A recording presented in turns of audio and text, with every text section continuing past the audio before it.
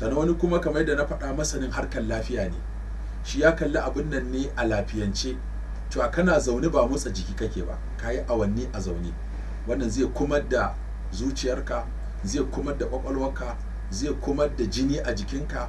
Saboda haka nan gaba maganin da zai fi komai amfani shine maganin hawan jini da yayi yawa da shuga, saboda ba a motsa jiki.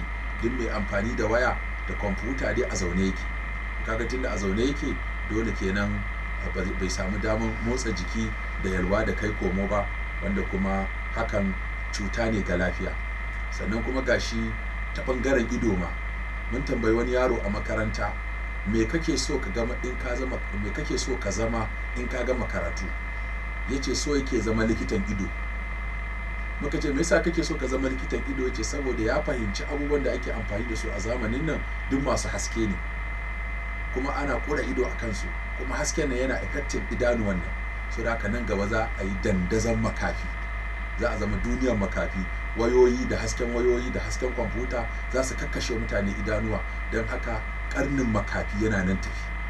Da haka za a buƙaci likitocin ido. Shi yasa yake san tun yanzu ya san business ɗin da za ka yi nan gaba ka samu kuɗi shine ka zama likitan ido.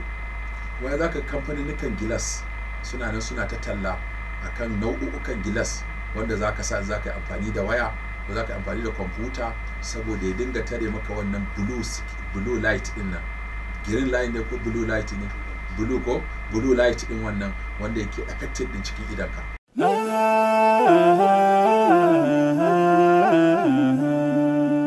Haske mai leƙa gidan kowa Afirka TV. TV3 tafarkin rayuwa.